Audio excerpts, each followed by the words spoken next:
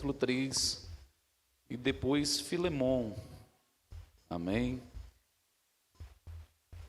Eu sou apaixonado por essa carta, por essa epístola a Filemon, e Filemon fica antes de Hebreus. Amém? Então fica mais fácil essa referência nessa noite, em nome de Jesus.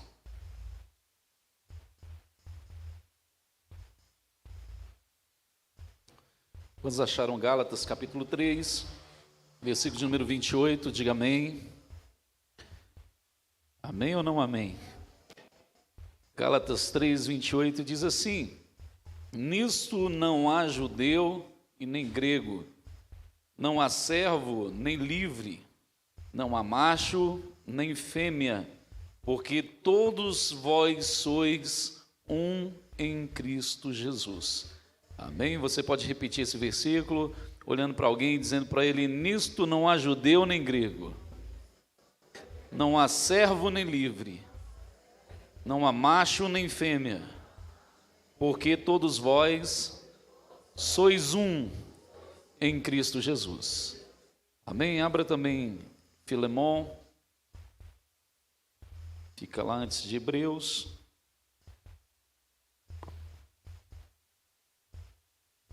Depois de Tito, gostaria de fazer a leitura desse texto com você também.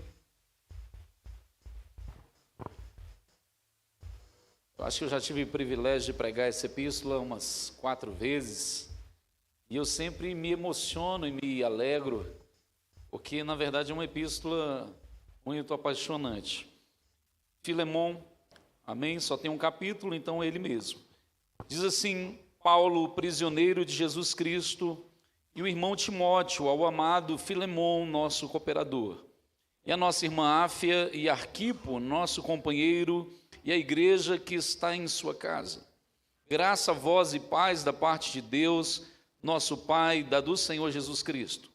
Graças dou ao meu Deus, lembrando-me sempre de ti nas minhas orações, ouvindo o teu amor e a fé que tens para com o Senhor Jesus Cristo e para com todos os santos, para que a comunicação da tua fé seja eficaz no conhecimento de todo o bem que em vós há por Cristo Jesus. Tive grande gozo e consolação do teu amor, porque por ti, ó irmão, o coração dos santos foi reanimado.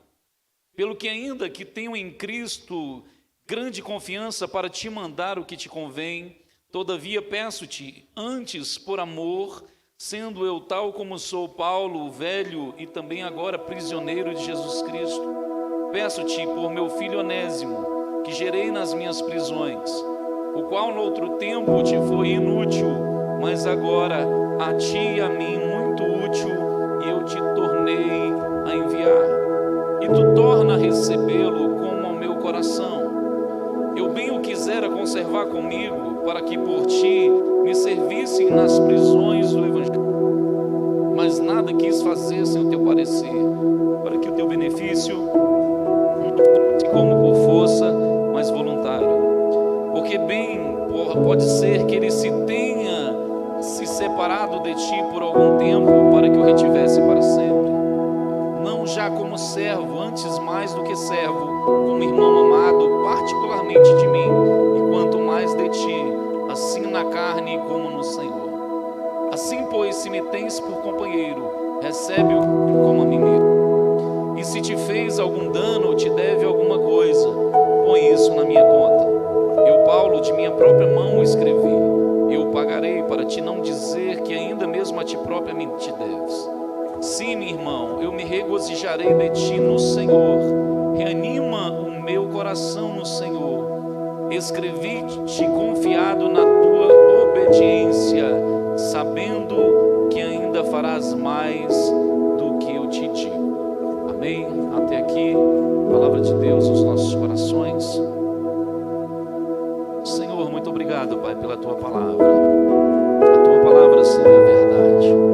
Que essa verdade, Senhor, nessa noite seja também verdade nos nossos corações. Os nossos corações estejam abertos para entender essa verdade, compreender a tua vontade nessa noite, Pai. Pai, tira do nosso coração aquilo que impede de recebermos a tua palavra, prontamente cair no nosso coração. Pai, se há alguma semente de dúvida que nessa noite caia por terra, Pai, se há alguma incredulidade nesse momento no nosso meio, que seja dissipado para a glória do Teu nome. Ó Pai querido, que os nossos ouvidos estejam atentos, a nossa mente cativa a Tua voz. Fala aos nossos corações, muito mais alto do que as minhas palavras conseguem dizer, muito mais forte do que as minhas expressões conseguem mostrar. Pai, que o Teu Espírito Santo adentre em cada vida, em cada coração, produzindo o resultado esperado conforme, meu Pai, a ordem da Tua palavra aos nossos corações nessa noite. Pai, que ela produza 30, 60, 100 por um. Os nossos corações estejam abertos para receber essa palavra, frutificar, Pai, e levar, meu Pai, essa confiança nos nossos corações nessa noite, em nome de Jesus. Amém.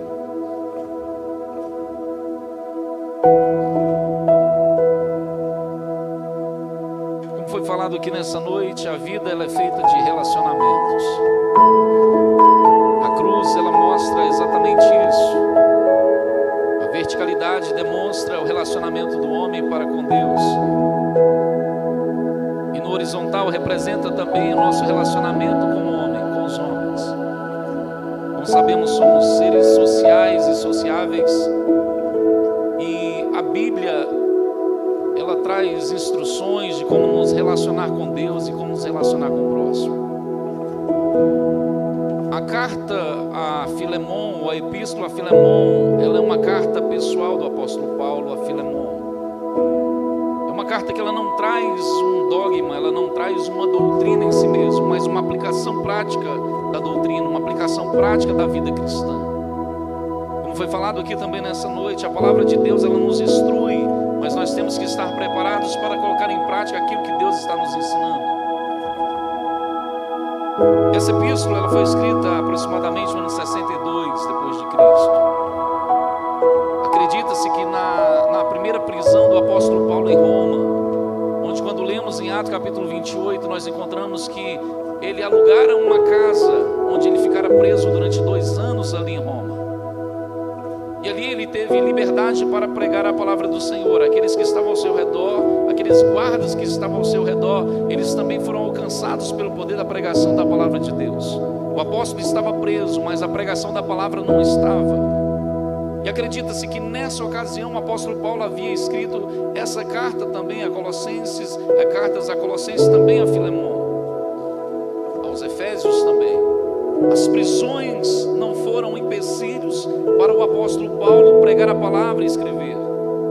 Muitos dos escritos e dos ensinamentos foram feitos em momentos de cárcere, em momentos de prisão.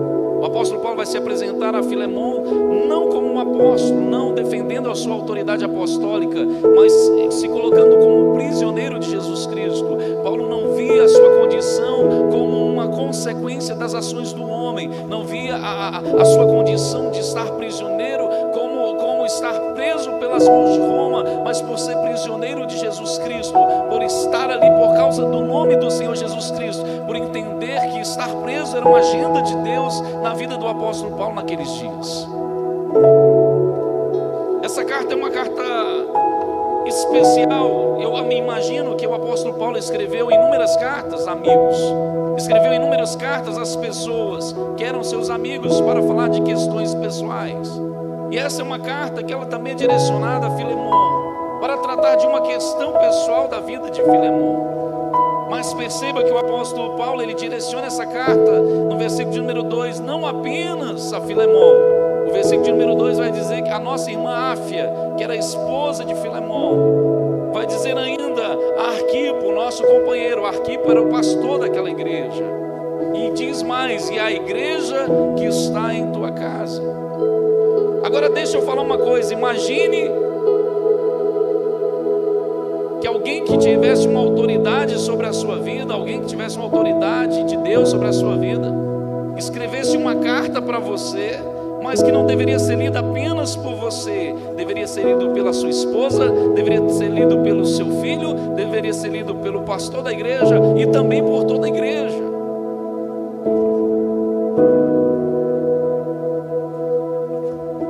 Muitos iam achar que isso é uma exposição de vida, tocar num assunto tão pessoal da minha vida, tratar de algo pessoal, por que falar aos outros também? Por que os outros têm que saber também? E essa epístola, graças a Deus, ela está aqui na palavra de Deus, no cânon aqui da palavra de Deus, para que nós pudéssemos ter essa pedra preciosa para entendermos um pouco da importância do perdão, a importância de aplicar o perdão na nossa vida. Mesmo sendo homens de Deus, mesmo sendo mulheres de Deus, nos relacionamos com as pessoas, nós erramos com as pessoas, nós falhamos com as pessoas falham conosco, as pessoas erram conosco, e nós somos desafiados a não viver apenas uma teoria. Nós temos que colocar, uma hora vai bater na porta da sua vida, vai bater na porta do seu coração o desafio de perdoar e de ser perdoado. Toda carta ela tem uma estrutura. A primeira, ela tem quem escreve, o remetente da carta. Ela tem um destinatário. Nós falamos do destinatário dessa carta. Era para Filemon, a esposa de Filemon, Arquipo, seu filho, que era pastor da igreja, e também para ser lido por toda a igreja. Havia um destinatário. O remetente era o apóstolo Paulo, que aqui não se apresenta como um apóstolo, mas como um prisioneiro de Cristo Jesus. Perceba que o teor que ele vai tratar nessa carta, a forma como ele se apresenta, vai ainda fundamentar ainda mais aquilo que ele vai dizer. Qual é o estado de alguém que é prisioneiro? Qual é o estado de alguém que está sobre a tutela de alguém, sobre a servidão de alguém? E ela traz um conteúdo. E que conteúdo era esse? Era uma situação pessoal vivida por Filemon. Filemon foi um homem rico, ali na Ásia Menor. Ele era um homem dono de muitos escravos, um homem abastado, era alguém que tinha recursos. Mas na pregação do apóstolo Paulo, ali em Éfeso, quando ele ficou durante 3 anos, a palavra de Deus, ela se alastrou por muitos cantos, por muitos lugares. E a palavra também chegou ao coração ali de Filemon, e ele se converteu a Cristo. Se formos olhar para essa realidade, nós vamos ver o apóstolo Paulo de um lado, um homem que foi agraciado pelo Evangelho, um homem que era um judeu de raiz, um homem que perseguia a igreja, que havia matado pessoas. Ele foi alcançado pelo poder da graça de Deus, ele entendeu o que era o valor do perdão de Deus na sua vida. De um outro lado, nós temos um homem que era rico, dono de escravos, que também foi agraciado pelo poder do Evangelho, que havia transformado a sua vida. E o que Paulo fala a respeito de Filemon é um homem temente a Deus, é um homem amado, como aqui diz, é um homem que tem fé e tem amor pelas pessoas, ou seja, é um homem que foi verdadeiramente transformado pelo poder do Evangelho de Deus. Perceba que Deus, querido, Ele vai transformando vidas, cada um na sua história, cada um na sua realidade, cada um no seu contexto de vida. Deus vai alcançando Paulo, Deus vai alcançando ali também Filemon, e agora Deus também vai alcançar um homem chamado Onésimo. Onésimo, quem era Onésimo? Onésimo foi um escravo fugitivo de Filemon. Onésimo fugiu de Filemon, e o que tudo indica nesse texto é que ele não só fugiu, mas que ele levou pertences de Filemon. Ele passa a dever Filemon. Nós estamos falando, irmãos, de uma realidade do primeiro século, onde praticamente 90% da população de Roma era uma população que vivia debaixo da escravidão. Era pouca gente que era rica demais e muita gente que era pobre, muita gente que era escrava. Uma pessoa poderia se tornar escrava de diversas maneiras. Primeiro, se ela fosse filho de um escravo, ele seria obviamente um escravo. Uma pessoa poderia vender, um pai poderia vender o seu filho, caso ele não tivesse condições de pagar uma dívida, e poderia colocá-lo como escravo. A partir desse momento ele se tornaria um escravo. Muitas eram as condições para que alguém pudesse se tornar um escravo. Então havia uma sociedade extremamente dependente do trabalho escravo. Um escravo, ele não tinha direito a nada. Ele não tinha direito de absolutamente nada. O que o seu senhor quisesse fazer com ele, faria. O que aconteceria com um homem, com um escravo fugitivo? Primeiro, colocaria-se um ferro na brasa, com a inscrição de um F bem grande, pregaria-se na testa desse escravo, dizendo que ele era um escravo fugitivo, e por onde as pessoas o vissem, saberia que ele tinha fugido em algum momento da sua vida. Ele poderia apanhar até morrer, ser surrado, isso não haveria impedimento nenhum. Ele poderia também ser crucificado para servir de exemplo para alguém. Essa era a realidade. Para que os escravos continuassem na condição de escravidão, tinha que se tomar atitudes fortes para que eles não se rebelassem. E muitos escravos fugiam nesse tempo do apóstolo Paulo. Onésimo foge, Onésimo aparentemente rouba alguma coisa de Filemon. E ele vai em direção a Roma, talvez tentando se esconder, tentando ficar incógnito em meio a uma massa, em meio a uma multidão. Mas aprove a Deus que na tentativa dele se livrar da escravidão, que ele fosse liberto do poder do pecado. Agora esse homem, ele vai parar no mesmo lugar que o apóstolo Paulo estava ali em Roma, numa prisão em Roma. É interessante que o texto, quando nos apresenta aqui no versículos de número 23, no versículo de número 23, o apóstolo Paulo fala: saúda-te também Epáfras. Quem foi Epáfras? Epáfras foi o pastor que fundou a igreja ali em Colossos. Ele certamente havia fundado essa igreja também ali na casa de Filemon. E agora Epáfras está preso com o apóstolo Paulo em Roma. Onde vai parar Onésimo? Vai parar justamente em Roma. Eu fico imaginando Onésimo chegando e Epáfras falando: eu conheço esse cabra de algum lugar. Com certeza ele havia identificado que aquele era um servo ali também de Filemon. Irmãos, Deus tem a sua forma de fazer, Deus tem a sua forma de tratar. O que aparentemente parece coincidência é providência de Deus. Diga para alguém que está no seu lado: o que aparentemente é coincidência, na verdade é providência de Deus. Onésimo está fugindo da escravidão, mas agora ele vai ter um encontro com o apóstolo Paulo, alguém que foi transformado, alguém que vai pregar a palavra do Senhor para ele. E agora ele vai ser liberto espiritualmente. Agora ele vai ser liberto não das carrancas, das amarras, não dos grilhões físicos, mas vai ser liberto dos grilhões espirituais. Ele vai ter uma liberdade em Cristo Jesus. Louvado seja o nome do Senhor. Eu olho de um lado um remetente, o apóstolo Paulo, que foi alcançado pela graça, pelo poder do Evangelho de Deus. Eu olho do outro lado aquele que o destinatário dessa carta, principalmente Filemon, que também foi alcançado pelo poder da graça de Deus. E agora eu olho para Onésimo, um homem que também foi alcançado pelo poder da graça de Deus. É por isso que lemos em Gálatas 3, versículo 28, porque para Deus não há grego nem judeu, não há servo, nem livre, nem macho, nem fêmea. Todos nós somos um em Cristo Jesus. É o Evangelho, irmãos, que nos une. É o poder do Evangelho sobre a nossa vida. Que olha, que cada um de nós chegamos aqui, temos uma história de vida diferente. Passamos por processos de vida diferentes. Vivenciamos coisas na nossa vida, irmãos, mas pela graça, bondade de Deus, eu e você, nós estamos aqui nessa noite, porque o poder do Evangelho é muito maior do que o poder do pecado. O apóstolo Paulo vai dizer, Romanos 1, versículo 16, porque não me envergonho do Evangelho de Deus, porque ele é o poder de Deus para a salvação de todo aquele que nele crê. Louvado e adorado seja o nome do Senhor. Louvado e adorado seja o nome do Senhor. Filemon era um homem benquisto pela igreja.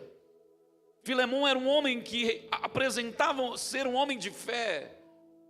Era um homem que tinha uma fé genuína com Deus, diante dos homens também, se apresentava como um ser amoroso, uma pessoa de Deus. É bom, irmãos, nós termos essas insígnias na nossa vida, temos essas marcas, temos essas patentes na nossa vida, é bom. Ser reconhecido como um homem de Deus é bom, pastor Vitor. Ser reconhecida como uma mulher de Deus é bom. As pessoas olharem para você e ver você uma pessoa de fé é bom. Mas há questões, irmãos, nas nossas vidas pessoais, que elas serão provadas por Deus para saber até onde vai essa fé toda, até onde vai esse homem de Deus todo. Há coisas na nossa vida que precisam ser resolvidas nos bastidores da nossa vida. Há questões que precisam ser resolvidas dentro do nosso lar, dentro da nossa casa. Filemão tinha uma pendência dentro da sua casa, e essa pendência precisava ser resolvida. Essa carta deveria ser lida não somente por Filemão, mas pelo seu filho, pela sua esposa, por toda a igreja. Imagine se Deus expusesse os detalhes da nossa vida. Imagina se uma carta fosse escrita, endereçada a você. Está aqui a carta, mas não é só para você ler não. Mostra essa carta para sua esposa. Mostra essa carta para o seu filho. Mostra essa carta para a liderança da igreja. Mostra essa carta para a igreja. Talvez seria constrangedor para nós termos que passar por essa situação. Mas há momentos, irmãos, na nossa vida que Deus vai nos provar e Ele vai exigir de nós aquilo que foi construído ao longo de um tempo. Filemão havia construído uma imagem, não só uma imagem, porque ele era sim um homem de fé e um homem amoroso para com seus irmãos. Mas, irmãos, nós também seremos provados não só nas nossas fraquezas, você também vai ser provado nas suas virtudes. Você está preparado para ser provado nas suas virtudes? Porque nas nossas fraquezas nós sabemos que seremos provados. Cada um de nós sabemos, irmãos, quais são as nossas fraquezas. A gente sabe que nós temos pé de barro. Nós sabemos que somos falhos, que tem coisas na nossa vida que se a gente não vigiar, a gente cai. Mas quando nós somos provados na nossa virtude, será que nós estaremos preparados? Talvez você diga, eu sou um homem de paciência. Será que você está preparado para ser provado na sua virtude? Eu sou um pacificador, uma pacificadora. Será que você está preparado para ser provado na sua virtude? Louvado e adorado seja o nome do Senhor.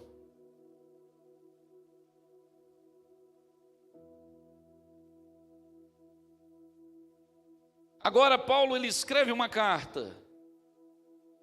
E essa carta ela não foi enviada por Sedex. Essa carta não foi enviada pelos correios. Imagine o conteúdo da carta levar a carta. Ainda no início do culto eu estava brincando com o Google ali falando, o assunto chegou. É quando você está conversando sobre alguém, chega aquele alguém, a gente brinca dizendo que o assunto chegou. Imagine você ser o assunto da carta e você ter de levar a carta. Essa também era uma prova se verdadeiramente Onésimo havia sido transformado por Deus. Onésimo serviu o apóstolo Paulo nas prisões, ele foi útil nas prisões, ele estava ajudando o apóstolo Paulo quando ele reconheceu Deus na sua vida, quando ele reconheceu que era pecador, quando ele aceitou esse evangelho na sua vida, agora ele passa a servir o apóstolo Paulo e também ao evangelho. Mas deixa eu te falar uma coisa, irmãos, existem pendências no nosso passado, que o Senhor vai nos perdoar, que o Senhor, Ele não vai lançar no nosso rosto, mas que coisas precisam ser colocadas em dia. Irmãos, nós vivemos debaixo da lei dos homens, da lei de Deus, mas também da lei dos homens. Conheço casos de pessoas que fizeram coisas no passado, e se passaram muito tempo, e aceitaram Jesus, estão servindo ao Senhor, mas agora que estão pagando algo do passado. Pessoas que deviam a justiça, pessoas que estavam com problemas lá atrás. Por que Deus não tira, irmãos? Porque há também uma consequência nessa área humana que nós vivemos, aquilo que nós fazemos. Existe também a lei de Deus, a lei da semeadura, aquilo que você planta é aquilo que você vai colher. Agora Deus não vai imputar um pecado a você mais. Mas infelizmente nós teremos muitas vezes que passar por um processo na nossa vida, diante daquilo que nós fizemos no passado, diante daquilo que nós semeamos no passado, essa colheita ela vai chegar. Agora, Deus nos perdoa do pecado, mas permite que a gente passe, às vezes, pelo processo para que tudo fique às limpas diante de Deus e diante dos homens. Onésimo havia sido perdoado por Deus, agora o apóstolo Paulo fala, não está certo. Ter você aqui é uma bênção, é um filho para mim, mas eu preciso devolver a quem de fato você pertence.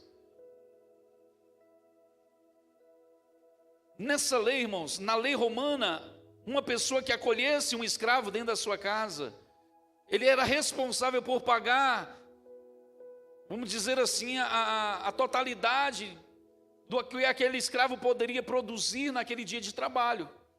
Então, ficar com um escravo dentro da sua casa, acolhê-lo ao invés de devolvê-lo ou de denunciá-lo, era ter de pagar aquela quantia, aquele quantitativo, daquele valor de trabalho que ele representaria por um dia. Então, se uma pessoa ficasse com 2 dias com o escravo, ele deveria pagar por aqueles 2 dias de trabalho do escravo, devolver ao seu senhor. Era a lei para que as pessoas não acolhessem os escravos dentro da sua casa. E ele ficou durante algum tempo com o apóstolo Paulo, o texto não vai dizer. Essa era a lei. O apóstolo Paulo agora devolve, manda de volta, sabendo que estava enviando um homem que havia sido transformado por Deus. E pessoas que são transformadas por Deus, querido, deixa eu te falar uma coisa, elas estão dispostas a passar pelo que tiver de passar.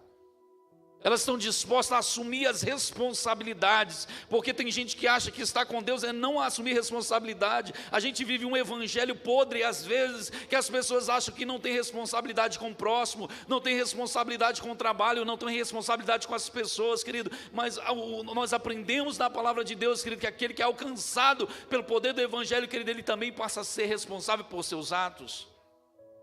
E agora, Onésimo está levando a carta de apóstolo Paulo, com esse teor do que foi escrito. O apóstolo vai dizer, olha, eu poderia te mandar, como lá no versículo de número 8, ou seja, ele poderia usar a autoridade apostólica que ele tinha. Foi Paulo que implantou o evangelho em Éfeso durante 3 anos, pregando, trabalhando naquele lugar, arduamente, irmãos. Esse homem, Filemão, foi alcançado pela graça, ele também deveria se sentir devedor, porque todos aqueles irmãos que são alcançados pela graça de Deus, precisam entender, irmãos, o valor da mensagem do evangelho. Paulo disse, eu poderia usar da minha autoridade apostólica para te mandar o que te convém fazer, mas eu não vou fazer disso, eu vou fazer um apelo ao amor. Irmãos, isso demonstra o caráter do apóstolo Paulo. Um homem que tinha autoridade, mas não fazia uso da sua autoridade. Nesse contexto aqui não, porque ele estava diante de alguém que era amigo, ele estava diante de alguém que tinha um grande valor para ele, e não se apresenta como um apóstolo, mas como um prisioneiro, como o menor de todos. Quando eu olho para esse texto, eu vejo o apóstolo Paulo com compaixão. É por isso, irmãos, que é emocionante você olhar para esse texto, e olhar que o apóstolo Paulo teria todas as credenciais para fazer uso da sua autoridade, mas ele prefere recorrer ao amor. Irmãos, o amor, ele quebra barreiras. O amor, ele vai onde, querido, as palavras duras não conseguem ir. O amor, ele é capaz, querido, de destruir um sistema todo, querido, por causa do poder do amor de Deus na nossa vida. E ele diz lá no versículo 9, olha, eu peço-te antes por amor. O velho Paulo, e agora prisioneiro também de Jesus Cristo. Não era uma conversa dogmática, não era uma conversa apenas para mandar fazer, faça isso, faça aquilo, não. Filemão entende a realidade que você está vivendo, você um dia foi alcançado pelo amor de Deus. Filemão, um dia mesmo rico, mesmo abastado, mesmo cheio de dinheiro, você precisava do amor de Deus, da graça de Deus, o teu dinheiro não te salvaria. Os teus bens não te salvariam, todas as coisas que você tem não te salvariam, mas um dia a graça de Deus repousou sobre a sua vida, você também é devedor de Deus. Onésimo, que era um escravo fugitivo, agora é chamado pelo apóstolo Paulo de filho. Olha, irmãos, que ternura do apóstolo. E ele faz uma brincadeira aqui no versículo de número 11, porque ele vai dizer assim: olha, em outro tempo ele te foi inútil, e agora ele me é útil, e agora eu te torno a enviar. O nome Onésimo significa útil, proveitoso. Eles olhavam para o escravo, e não era um nome incomum, era um nome que era comum. Eles olhavam para o escravo e falavam: ele é útil, esse aqui dá para o trabalho. Onésimo. No outro tempo ele te foi inútil, ele te lesou. Em outro tempo ele fugiu de você. Irmão, você sabe que você está com direito nas suas mãos e não poder fazer uso desse direito?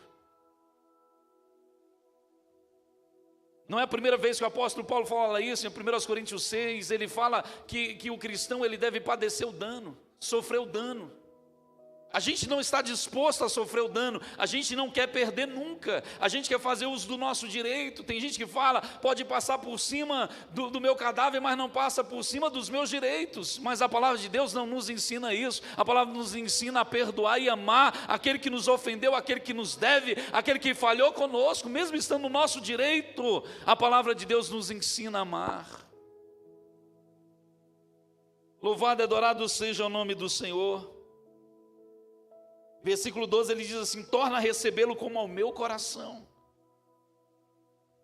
Alguém que era apóstolo, alguém que havia implantado inúmeras igrejas, um velho homem, velho em idade, mas também um homem sábio, um experimentado, alguém que havia recebido da parte do Senhor um direcionamento de Deus, que havia experimentado a graça de Deus, vivenciado coisas inefáveis, como ele diz na palavra, que ele foi ao terceiro céu, viu coisas que não é lícito ao homem ver e falar.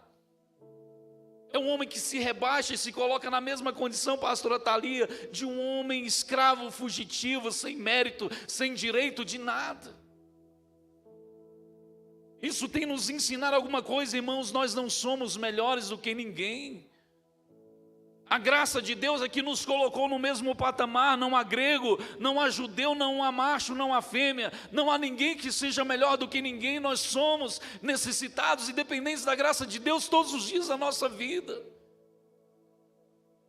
E eu entendo, irmãos, que o lugar mais alto que eu e você podemos chegar é aos pés de Jesus. O lugar mais alto que eu e você devemos estar era aos pés da cruz. Aquele que quer ser o maior, ele precisa ser o menor. Aquele que quer ser o maior, ele precisa entender a responsabilidade do servir. Paulo estava dizendo: olha, recebe esse homem escravo como o meu coração. Recebe ele como se fosse fazer uma visita para você. E Paulo nunca havia ido até Colossos. A pregação do apóstolo foi tão poderosa que chegou até esses lugares. Epáfras funda a igreja, depois ele é preso, fica Arquipo no seu lugar. E a palavra do Senhor continua a ser pregada, querido, e vidas continuam sendo alcançadas, a fé do povo sendo renovada, o povo sendo reanimado no Senhor, o amor do Senhor sendo construído no seio da igreja. Você entende o que é isso, irmãos? Isso é o poder do Evangelho de Deus. Louvado e adorado seja o nome do Senhor. Mas o apóstolo Paulo diz assim: recebe como se fosse o meu coração. Recebe como se você fosse receber a pessoa mais importante na sua casa. Recebe como se você fosse receber a pessoa que você mais admira nesse mundo. Recebe esse escravo como se fosse essa pessoa admirável.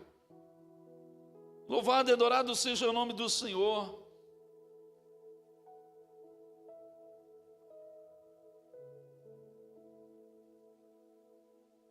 No versículo 15, ele diz algo que é muito lindo. Diga para alguém que está do seu lado aí que há perdas que são momentâneas para coisas eternas. Ele diz assim para Filemão: olha, pode ser que você tenha se separado dele por algum tempo, para que o retivesses para sempre. Tem pessoas, irmãos, que se afastam da nossa vida e que nos afastamos da vida de pessoas. Isso não significa, irmãos, que é um fim, apenas pode ser uma vírgula. Se quem saiu dessa igreja voltar, a gente faz o que com ele, com ela? E se alguém que um dia te ofendeu voltar e te pedir perdão, faz o que com ele e com ela? Aí nessa hora que vai ser provado onde que está o homem de Deus, onde que está a mulher de Deus, onde que estão as virtudes, as nossas virtudes serão provadas e testadas. Há perdas que serão obviamente momentâneas para que a gente tenha coisas construídas, sólidas para sempre. Aquele relacionamento inicial era um relacionamento separado. De um lado é o Senhor, do outro lado é o escravo. O Evangelho ele tem o poder, querido, de quebrar os muros que separam as pessoas. Só o Evangelho, irmãos, é capaz de fazer isso. Porque se Filemão ele fosse para a justiça daquela época, de um lado ia ficar o Senhor e do outro lado ia ficar o escravo. De um lado ia ficar aquele que detém a lei ao seu favor, do outro lado ia ficar aquele que não merece nada. Certamente aquele que estava do outro lado, querido, ele seria punido e talvez até morto, e ele merecia, de acordo com a lei. Mas, querido, o Evangelho, ele muda toda a lei humana, ele não se conforma com a lei do homem. O Evangelho, ele muda todas as coisas, ele quebra as barreiras que separam o homem, querido, do homem, e as barreiras que separam o homem com Deus. Aqui nós aprendemos uma doutrina chamada doutrina da imputação. Quando nós lemos lá em 2 Coríntios, no capítulo de número 4, no versículo 19, diz assim: isto é, Deus estava em Cristo. Aí está falando do sacrifício de Jesus, reconciliando consigo o mundo, não lhes imputando, olha só, os seus pecados, e pôs em nós a palavra da reconciliação. Versículo 21, aquele que não conheceu o pecado, o fez pecado por nós, para que nele fôssemos feitos a justiça de Deus. Talvez você pode estar olhando para esse texto e não se vendo nele. João Calvino vai dizer que todos nós fomos e somos onésimos. Se Deus colocasse de um lado a justiça dele, do outro lado o pecador, querido, nós não seríamos salvos. Mas aí nós aprendemos a doutrina da imputação, é colocada, é imputado sobre Jesus todo o nosso pecado, todas as nossas falhas, tudo aquilo que nós não poderíamos fazer, colocado sobre os ombros do Senhor. A palavra do Senhor vai dizer em Isaías que foi colocado sobre os seus ombros os nossos pecados, pelas suas pisaduras nós fomos sarados. Ele paga um preço por nós, ele paga a conta por nós, foi imputado sobre ele e nós passamos a fazer parte da justiça de Deus. Quem é que vai entender isso, irmãos? Se não for por graça e misericórdia de Deus. Se fôssemos olhar por um lado para a justiça humana, Onésimo ia ficar de um lado e de outro lado está Filemão. Aquele homem seria julgado, ele seria punido, ele seria talvez até morto, querido. Se fôssemos olhar espiritualmente para a nossa condição que nós estávamos de um lado em que toda acusação recaía sobre os nossos ombros, mas veio a graça de Deus, foi imputado sobre Jesus Cristo, os meus pecados, os seus pecados, e hoje nós somos justiça de Deus, não mais escravos, mas filhos de Deus. Louvado e adorado seja o nome do Senhor. Ele diz mais, olha, agora não é mais servo, mas ele é um irmão amado. Um irmão amado por mim e agora de você também. Se você me tem companheiro, recebe-o como a mim mesmo. Se ele te fez algum dano ou te deve alguma coisa, põe isso na minha conta. Olha o ponto, irmãos, que o apóstolo Paulo ele chega por uma alma, por uma vida. Se ele te deve alguma coisa, provavelmente ele devia, irmãos. Um escravo não teria condição de chegar muito longe se ele não tivesse algum recurso, algum dinheiro, alguma coisa. E ele chega a Roma. Paulo está dizendo, olha, se ele te deve alguma coisa, pode colocar na minha conta, eu vou pagar. Eu escrevi com as minhas próprias mãos, o apóstolo Paulo vai dizer, eu estou disposto a pagar um preço por ele. Eu não gosto muito dessa expressão de pagar um preço que às vezes é meio... A gente acha que pagar um preço é uma coisinha. Isso aqui é pagar preço, irmãos. Literalmente é pagar o preço. E eu te pergunto, você está disposto a pagar o preço por alguém? Paulo se coloca, irmãos, num papel de intermediador. Se nós formos olhar, querido, uma tipologia de Cristo, Cristo se coloca como intermediador do homem e Deus, daquele que tinha um pecado, daquelas pessoas que estavam fadadas ao juízo eterno, mas se coloca no lugar para pagar um alto preço. E a palavra de Deus diz que a dívida que havia contra nós, ela foi riscada na cruz do Calvário. Não há mais nenhuma dívida que repousa sobre a minha vida e sobre a tua vida. Foi pago na cruz do Calvário pelo amor do Senhor Jesus sobre a minha vida e sobre a tua vida. Paulo está vivenciando essa realidade na sua vida, irmãos. Aqui não é doutrina, aqui é colocar a vida cristã em prática. Você está disposto, querida, nessa noite, colocar aquilo que você está aprendendo na palavra de Deus em prática? Para lutar por uma alma, irmãos, a gente tem que estar disposto a perder. Paulo estava disposto a tirar literalmente do seu próprio bolso para que aquele homem não fosse punido. Às vezes a gente até ama as pessoas, mas desde que não mexa com a gente. Às vezes a gente até ama alguém, mas desde que não mexa no meu tempo. Às vezes a gente até ama alguém, mas desde que não mexa nos meus recursos, no meu bolso. A gente até ama as pessoas, mas desde que não mude o cronograma da minha vida, querido. Isso não é amor. O amor, ele está disposto a ir até as últimas consequências. Foi isso que Jesus fez na cruz do Calvário. Ele foi até as últimas consequências por amor a mim e por amor a você. Louvado e adorado seja o nome do Senhor. Antigamente tinha aquela história, né, nas mercearias pequenas, né, Fernando? Lá no Maranhão, em outras partes aí que vocês já moraram, né? Lá no Valparaíso de Goiás.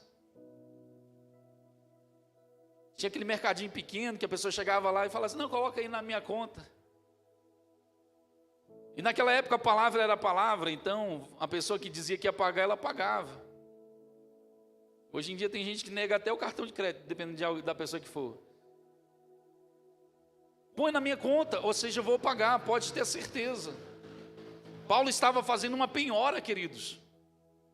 Estava se colocando no lugar do outro, colocando-se, olha, recebe-o como se fosse meu coração, recebe como uma pessoa amada, recebe como se fosse um visitante ilustre, irmão. Como que recebe um visitante ilustre? Se é uma pessoa que te fez mal, te causou dano, se é uma pessoa que está te devendo, se é uma pessoa que está fazendo algo contra a sua vida. Deixa eu perguntar para você, você está disposto a vivenciar isso durante essa semana? Porque aqui não está sendo pregado, irmãos, como uma teoria, não, irmãos. Isso aqui pode ser uma vacina. Como diz o outro, pode ser um remédio ou pode ser uma vacina. Porque se for para você vivenciar isso aqui hoje, talvez seja um remédio para você, mas talvez seja uma vacina. Lá na frente, talvez isso vá acontecer. Alguém que pisou no teu calo, alguém que te machucou, alguém que te feriu, alguém que te deu um tapa, alguém que fez um mal para você, talvez vai bater na porta da sua vida com a carta na mão dizendo: eu fui mudado por Deus. E o que é que você vai fazer com essa nova realidade? Você vai bater a porta?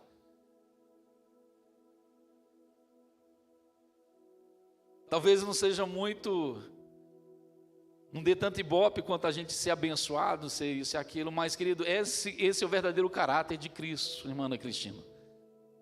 Esse é o caráter de Deus em nós. É nessa hora que a gente vê que foi transformado. É nessa hora quando a gente é provado lá fora. Não basta ser conhecido como crente dentro da igreja, irmãos. As pessoas querem nos conhecer como cristãos lá fora. É lá fora que o meu colega de trabalho precisa ver que eu sou um homem de Deus. É lá fora o teu vizinho precisa te conhecer como uma mulher de Deus. É lá fora que as pessoas precisam ver o amor de Deus derramado sobre a sua vida. Quem muito foi perdoado, querido, não pode perdoar pouco. Não foi isso que o Senhor ensinou naquela parábola? Um devia uma mixaria, pediu perdão, clemência, agora... melhor dizendo, ele devia muito para o seu Senhor, pediu clemência, chorou e o Senhor perdoou, mas quando veio o outro que devia a ele, era uma besteirinha qualquer e ele não quis perdoar. Querido, quem mais foi perdoado deve perdoar.